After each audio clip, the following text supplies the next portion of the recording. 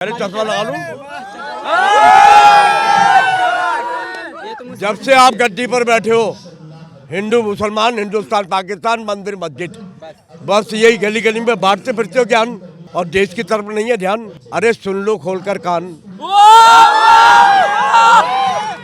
देश की education system इतना गटर बन चुका है कि देश में पहली बार एक ऐसा मुद्दा आया जो एजुकेशन सिस्टम की बात कर रहा है। सर, हम मिडिल क्लास के बच्चे हैं, हमारे पास इतना पैसा नहीं होता कि हर हम वीवीआईपी कोचिंग सेंटर में जाए, लगातार टेस्ट सीरीज लगाए, इस कोचिंग सेंटर से उस कोचिंग सेंटर दौड़े ताकि हमारे सपने में हम अपने सपनों को रास्ते पे चल सके। जब तक शिक्षा मंत्री का बेटा, केंद्रीय मंत्री का बेटा, राज्य मंत्री का बेटा, मुख्यमंत्री का बेटा एक सरकारी स्कूल में नहीं पढ़ेगा, जब तक शिक्षा व्यवस्था नहीं हो सकती। लड़के की बात नहीं है। आप कंपैरिजन नहीं कर सकते। आप कंपैरिजन नहीं कर सकते कि हर चीज के साथ। आप व्हाट्सएप यूनिवर्सिटी से आए हो ऐसा लगता है। जंतर मंतर में आज 13वां दिन है कॉकरोच जनता पार्टी के प्रदर्शन का, और मेरे ठीक सामने आपको सोनम वांगचुक दिखाई देंगे जो अभी लोगों को संबोधित कर रहे हैं। और मेरे इर्द गिर्द बहुत सारे लोग हैं जिनमें से एक व्यक्ति असम से आ रखे हैं और वो पहले दिन से ही आए थे। 20 तारीख को आए हो आप? हाँ, 20 तारीख को। क्या नाम हो गया आपका? मेरा नाम साहिल। साहिल, क्यों आए यार असम से दिल्ली? देखो ना, दिल्ली इसलिए आया क्योंकि ये सरकार तो इमरजेंसी की बात करते हैं, इंदिरा गांधी की 50 years of emergency is learning for democracy, बड़े बड़े पैराग्राफ जो अभी अनडिक्लेयर इमरजेंसी चल रहा है, जो आप कुछ बात बोल भी नहीं सकते हो, चाहे न्यूज़ मीडिया हो या यूथ हो या स्टूडेंट हो, एक्टिविस्ट हो, कोई कुछ बात खुल के कर ही नहीं सकता। उनको NSA लगा दिया जाता है, उनको जेल में बंद किया जाता है। तो देश की एजुकेशन सिस्टम इतना गटर बन चुका है कि देश में पहली बार एक ऐसा मुद्दा आया जो एजुकेशन सिस्टम की बात कर रहा है। तो मतलब जो भी हो जाए, चाहे सरकार जेल में डाल दे, एनकाउंटर कर दे, कुछ भी बोल दे, इस बार इस प्रोटेस्ट में जाना है और इसको सबसे बड़ा प्रोटेस्ट बनाना है और देश के हर कोने कोने से एक आवाज़ उठानी चाहिए कि देश की एजुकेशन सिस्टम को बदलो और देश में एक बदलाव लहराओ, बदलाव की लहर लाओ। तो इस वजह से हम आए हुए हैं। अचानक से लगा आपको कि आना चाहिए प्रोटेस्ट में, या फिर आपके दिमाग में बहुत दिनों से चल रहा था कि दिल्ली में 20 तारीख को प्रोटेस्ट है तो हम जाएंगे? नहीं, अचानक से नहीं, पहले से प्लानिंग था। कोई ऐसा प्लेटफॉर्म मिल ही नहीं रहा था जो सारे बच्चों को एक साथ लेके एकजुट करके। क्या करते हैं आप? मैं ऐसे स्टूडेंट एक्टिविस्ट हूँ और सिविल सर्विस की तैयारी कर रहा हूँ। सिविल सर्विस की तैयारी आप? हाँ। तो आप असम से ही रह के कर रहे हैं? हाँ, असम से रह के कर रहे हैं। और वहाँ पर भी नहीं है ना, क्या आपको सिविल सर्विस की तैयारी करो, उसके बाद आप बिहार की हालत देखो। IAS ऑफिसर एक 8 पास CM के सामने झुक जाता है। कैसा सिस्टम चल रहा है अपने देखो ना, जो उसका एजुकेशन लेवल देखा, क्रिमिनल के सामने एक IAS की कोई वैल्यू नहीं रह गया। तो हमें इस सिस्टम को बदलना होगा ना। आप देखो हमारा क्या है, अगर मैं सिविल सर्विस की तैयारी करना चाहूँ तो सर क्या मांगू, हमें लाख लाख रुपए कोचिंग की फीस देने पड़ते। नीट की तैयारी करो तो कोचिंग, हमारा माइंडसेट ऐसे बना दे एजुकेशन सिस्टम है ना कि विदाउट कोचिंग हम कुछ भी नहीं कर पाए। सर, हम मिडिल क्लास के बच्चे हैं, हमारे पास इतना पैसा नहीं होता कि हर हम वीवीआईपी कोचिंग सेंटर में जाए, लगातार टेस्ट सीरीज लगाए, इस कोचिंग सेंटर से उस कोचिंग सेंटर दौड़े ताकि हमारे सपने में हम अपने सपनों को रास्ते पे चल सके। सर, क्या सरकार का तो ये प्रायोरिटी है ना कि सबका शिक्षा दो। स्टेट गवर्नमेंट की तो ये बेसिक नीड्स है कि अच्छा शिक्षा दो सबको, ताकि सबको कोचिंग सेंटर में भागना ना पड़े। हमें सिर्फ कोचिंग सेंटर प्राइवेटाइजेशन में दौड़ा रही है। कोचिंग माफिया बन गए इस देश में। अरे ये सब मर्डरर बन गया, सारे कोचिंग माफिया और मिनिस्टर ये सब मर्डरर बन गया। सर, हमारी जिंदगी ले रहा है ये पूरे इनकी एक फैसले ने हमारी जिंदगी खत्म कर दी। आपकी भी मांग क्या केवल धर्मेंद्र प्रधान के इस्तीफे पर है या फिर आपकी मांग कुछ ज्यादा है? नहीं, धर्मेंद्र प्रधान इस्तीफा तो एक मोहरा है, इससे कुछ भी नहीं होगा। हमें पूरा एजुकेशन सिस्टम बदलना होगा, पूरा सिस्टम ही उखाड़ना होगा। कोई नया धर्मेंद्र पैदा हो जाएगा, इसको हटाए कोई दूसरा, चाहे इसको रेलवे दे दिया तो कुछ और भी दे सकते हैं ना, लेकिन सिस्टम तो चेंज नहीं हो रहा है ना। हमें ऐसे व्यक्ति को चेंज करना चाहिए, NTA को सुधार लाना चाहिए और प्राइवेटाइजेशन को खत्म करना चाहिए। प्राइवेटाइजेशन को खत्म करना चाहिए। चाहे एक राष्ट्रपति की बेटा सेम स्कूल में पढ़े, CM के बेटा भी सेम स्कूल में पढ़े, चपरासी के बेटा के सेम स्कूल में पढ़े, ताकि हमें सिर्फ उपदेश और नेता के बच्चे को विदेश की शिक्षा ना मिले। सर, हम भी इस देश में रह रहे हैं, देश को टैक्स दे रहे हैं, इस देश से हमें भी लगाव है, हम कुछ करेंगे तो इस देश के लिए। अगर हमें शिक्षा ही नहीं दोगी तो हम देश के लिए क्या करेंगे? सर, बहुत दुख है अंदर, बहुत इस सिस्टम ने बहुत सताया हमें, बहुत कुछ हर वक्त हमें, मतलब VVIP कल्चर ने हमें तो बहुत दूर डिस्टेंस बना दिया। हम DM ऑफिस जाए तो VIP लोगों को पहला बात रख सकते, हम नहीं कर सकते। स्टूडेंट यूनिवर्सिटी में हो या हर सिस्टम में, मतलब उनको जितना होना चाहिए उतना नहीं दे रहे। सर, टाइम पे एग्ज़ाम नहीं हो रहा है, टाइम पे रिजल्ट नहीं दे रहे। रिकमेंड अगर इस साल रिकमेंड आया तो दूसरे साल लग जा रहे हैं। एग्जैक्टली। आपका नाम? आ रही है जी। देखिए, भर्तियाँ भी नहीं आ रही है, लगातार पेपर अगर आ भी रही है तो पेपर लीक हो रहे हैं।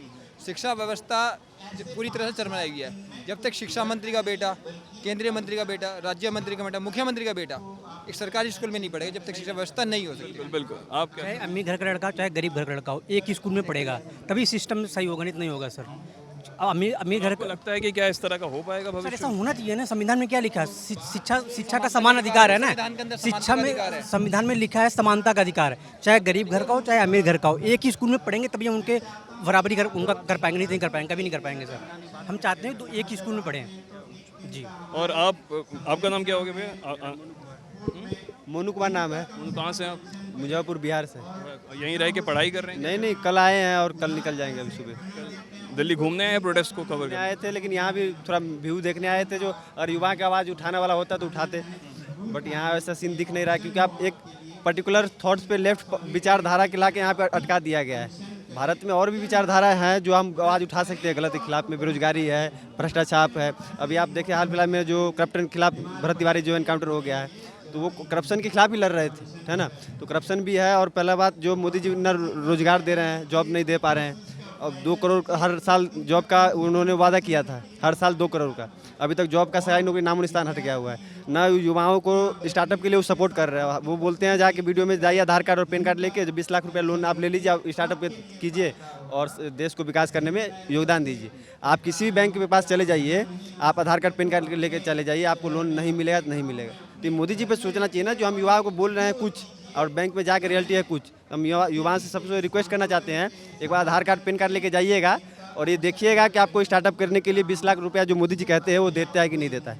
और जितना युवा हो एक साथ एक बार सभी वीडियो बनाइएगा मैनेजर साहब को, जो क्या बोलते हैं वो बोलेंगे ये डॉक्यूमेंट्स लेके आइए, वो डॉक्यूमेंट्स लेके आइए, वो डॉक्यूमेंट्स, मतलब कि मना कर देगा शॉर्टकट में। तो मोदी जी ना रोजगार दे पा रहे हैं, ना स्टार्टअप बिजनेस के लिए सपोर्ट कर पा रहे हैं, ना करप्शन मुक्त भारत कर पा रहे हैं, ना महिला की सुरक्षा कर पा रहे हैं। मुद्दा बहुत सारे हैं जो यहाँ पे उठा ही नहीं पा रहे हैं। ये सिर्फ एक पर्टिकुलर लेफ्ट विचारधारा का थॉट्स लेके यहाँ पे अटका दिए हैं और ये कह रहे हैं जो सिर्फ रिजाइन दे दो। रिजाइन दे क्या होगा? मान लीजिए रिजाइन दे भी देंगे, स्मृति ईरानी को फिर से उठा के ला देंगे, पिछला बार बैठा रखे थे, इससे पिछला बार थे ना। राइट और लेफ्ट की बातें नहीं है इसमें कहाँ लेफ्ट और राइट के विचार कहाँ हुआ?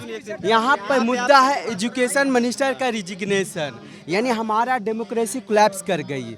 हर चीज में यानी करप्शन है, हर कोई ऐसा सेक्टर नहीं है कि जो बचा हुआ साफ है।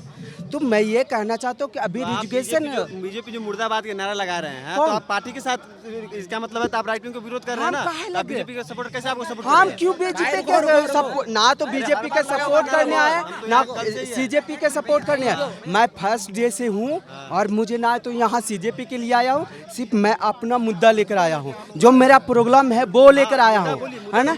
जो भ्रष्टाचार है उसका प्रोग्राम है। हम मोदी जी का आप कहाँ विरोध किए? कोई विरोध किए। आप सपोर्ट में बता रहे हो। आप ये बताएंगे कि मोदी जी के कमेटी बैठा ना राम मंदिर में, कौन सा चंपत राय कौन है? मोदी जी का खास आदमी है चंपत राय, याद है? कमेटी को किसने बैठाया? मोदी जी ने। तो चोरी किसने किया? आपकी सरकार ने। मोदी चोरी की है तो फिर क्यों नहीं पकड़ा? क्यों नहीं अरेस्ट हुआ अभी तक जेल क्यों नहीं गया है? वो आदमी क्यों नहीं गया? चंपत राय जो उसके साथ ही क्यों नहीं गया? तो क्यों करे भक्त और ये साधु महात्मा और मोदी जी योगी जी ये बात क्यों करे कि हमारा मंदिर है, हमारा चंदा है? आपने बोला धर्मेंद्र प्रधान इस्तीफा, तो इससे इस्तीफा नहीं हो क्या? आपने बोला ना अभी, क्यों इससे इस्तीफा नहीं हुआ? भाई पूरी जैन जी यहाँ पर आई है, यूथ पूरी लड़ रही है, लड़ाई हक के लिए लड़ाई लड़ रही है, भाई जरूर इस्तीफा देगी। सरकार तक बात चला गया। अगर सरकार तक नहीं बात गई तो धर्मेंद्र प्रधान आके ये बात क्यों बोला कि हम टुकड़े टुकड़े के हैं, है ना? यानी हम ये बात क्यों बोलना पड़ा? क्यों? अगर राष्ट्र विचारधारा के लोग रहता, उनका हिम्मत था, बोल देता ये बात। क्या लग रहा है क्रिमिनल है मैं? क्यों क्रिमिनल है? आपको सोनम बाजू क्रिमिनल लग रहा है? आपकी मोदी जी क्रिमिनल है मगर सोनम जी नहीं। भैया आप क्रिमिनल है बट सोनम बाजू नहीं क्रिमिनल है। भाई एक मिनट, तो आप कौन? सुनो भाई, एक करके हाँ, आप क्या कहना चाह रहे हैं पहले बताइए। मैं कह रहा हूँ कि मुद्दा अगर 10 को प्रॉब्लम है, करप्शन है, पोल्यूशन का है, हर चीज का है, तो यहाँ से हर चीज का आवाज उठना चाहिए। एक सिर्फ एक विचारधारा का अटका दिए हो। देखो भैया, अरे हाथ नहीं लगा। एक मिनट हाथ क्यों लगा? तो पुश क्यों कर रहा है? ये पुश झगड़ा नहीं, हमारी बात कोई बात देंगे भैया। बिल्कुल बिल्कुल। तो भैया देखिए, ये मुद्दा कांग्रेस बीजेपी का नहीं है, देश का मुद्दा है। कल राहुल गांधी या कोई भी हो, हम नहीं जानते। आज मोदी प्राइम मिनिस्टर है, धर्मेंद्र प्रधान एजुकेशन मिनिस्टर है, सवाल हमारे उनसे होगा। कल राहुल गांधी आए या कोई चंद्रशेखर आजाद आए और कोई आए, हम ये सवाल उनसे करूंगा अगर वो सिस्टम खराब करके। ये बीजेपी अगेंस्ट नहीं, कांग्रेस अगेंस्ट नहीं, ये देश की यूथ की आवाज़ है। देखिए, ये जो बोला कि इसमें आतंकवादी और टुकड़े टुकड़े गैंग क्यों बोलना पड़ा, सरकार को तो ऐसा लगता है, भाजपा को ऐसा लगता है, जो भाजपा के सपोर्टर है, जो आरएसएस के सपोर्टर है, वही देशभक्त है। सारे देशद्रोही है। जो मोदी का सपोर्ट करेगा वही देशभक्त बनेगा। ये भाई, ये अंधभक्ति हमारे सामने मत दिखाओ। हमें सिर्फ हिंदू मुस्लिम पे विश्वास नहीं। मैं आपको आसाम का एग्जांपल दूं। आसाम के सीएम, अगर आप उससे सवाल पूछो तो आपका धर्म पूछते हैं, आप कौन सी धर्म से बिलोंग करते हो। डेमोक्रेसी को इतना कलप्स कर दे, क्या यही है डेमोक्रेसी? तो अगर आप, मैं जो स्टूडेंट हूँ, अगर मैं आसाम में प्रोटेस्ट करूँ या सरकार से सवाल करूँ तो बोलेगा आप कौन सी धर्म से हो, तो बोलेगा ये लोग तो धर्म अगेंस्ट करेगा ही। ये लोग अपन हिंदू मुस्लिम में मियाँ और ये हिंदू मुस्लिम में डिबेट करके रन कर रही है सरकार। और भाई का इतना अंधाभक्ति घुस गया कि इसको ही सपोर्ट कर रहा है। ये कांग्रेस बीजेपी का मुद्दा नहीं है। मैं कांग्रेस का खुल के विरोध करूंगा, राहुल गांधी का भी करूंगा, नरेंद्र मोदी का करूंगा, धर्मेंद्र प्रधान करूंगा, और कोई आप भी आओ ना सरकार में, आपका भी करूंगा अगर आपका सिस्टम कलप्स हो जाए। डेमोक्रेसी नहीं रखोगे भाई, बात ये नहीं है। और आरएसएस से हमें देशभक्ति नहीं सीखना होगा। आरएसएस जिसके नेशनल फ्लैग का सम्मान नहीं किया, इतना साल नहीं लगा, वो हमें देशभक्ति सिखाएगा। आप हमें कैसे बोल सकते कि ये टुकड़े टुकड़े गैंग बोलेगा? क्यों बोलेगा? उसका हिम्मत कैसे होगा? मोदी जी खुद रैपिस्ट है, खुद ही देशद्रोही है। करप्शन के खिलाफ बंदा ने एनकाउंटर हो गया। दंगा के ये सुन ही नहीं रहे। मैं पहले ही बोला हूँ कि करप्शन है सरकार में, उनके कारण एनकाउंटर हुआ। पहले आवाज उठाएगी नहीं, तो ये बात सुन नहीं रहा। बात वहाँ पे जाके डायरेक्ट घुसा दी है दूसरा मीटर। मैं वहाँ भी विरोध, वहाँ पे आके बोलने वाला था। जो अग्निवीर जो अभी खड़ा हो रखा, अग्निवीर भी मोदी जी गलत लिया था। मैं 2022 में जो प्रोटेस्ट हुआ था, अग्निवीर के लिए विरोध में भी था। जो परमानेंट आर्मी होना चाहिए, समझे, $100 बिलियन होना चाहिए आर्मी के, मतलब जीडीपी में। इसरो का बजट बढ़ाना चाहिए, डीआरडीओ का बजट बढ़ना चाहिए। बहुत सारे मुद्दे हैं। और हम लोग क्या करते हैं, लाठी बहन योजना जो जाकर दे देते हैं, हम लोग खुद विरोध में हैं। लेकिन ये लोग समझने नहीं दे रहा, यहाँ पे चढ़ने नहीं दे रहा। वहाँ पे आप राष्ट्र मुद्दा बहुत सारे बोलने वाला है। सिर्फ एक व्यक्ति के रिजाइन लेने से देश का मुद्दा सोल्व नहीं होगा। बात समझिए, ये लोग ये बात को समझ, एक बात जीत पकड़ लिया बैठा, उसको लग रहा है रिजाइन दे देगा तो देश पूरा सोल्व कहना है। एक चीज कहना है कि एक एक मुद्दे को ही लेके हम आगे बढ़ सकते हैं। ऐसा नहीं कि आप 10 मुद्दों को एक साथ लेके चलो, तो उससे तो मुद्दा ही डाइल्यूट हो जाएगा। इसलिए भी एक मुद्दा पकड़ के चलें, एजुकेशन सिस्टम, उसमें सुधार होना चाहिए। ऑब्वियसली बिना उसके सुधार के नहीं हो सकता है। तो क्यों नहीं? अरे मेरा बेटा आज है, 1 मिनट, मेरी उम्र आज 55 साल की है, ठीक है। मेरे 2 बेटे हैं। आपका बेटा है? नहीं आया नहीं, लेकिन हम आए हैं ना, हम आए हैं ना। अरे लीजिए, अगर उससे मेरा रिलेशन है ना, बर लो, हम रिप्रेजेंट कर रहे हैं कि नहीं? हम रिप्रेजेंट कर रहे हैं कि नहीं? आप एक बात बताइए। नहीं नहीं नहीं नहीं, ये गलत नहीं है। तो क्या इंडिया में किसी का लड़का नहीं होगा क्या? तो लड़का प्रोटेक्शन, लड़का आना चाहिए ना। लड़के की बात नहीं है। आप कंपैरिजन नहीं कर सकते। आप कंपैरिजन नहीं कर सकते कि हर चीज के साथ। आप व्हाट्सएप यूनिवर्सिटी से आए हो, ऐसा लगता है आप ये कह रहे हो, आप ये कह रहे हो कि मोदी जी के बच्चे नहीं है तो और किसी के बच्चे नहीं हो सकते? हो सकते कि नहीं हो सकते बताइए। आप मेरे को एक चीज बताइए, मोदी जी के एक भी बच्चे नहीं है तो क्या पूरे ऑल ओवर इंडिया में किसी के भी बच्चे नहीं हो सकते?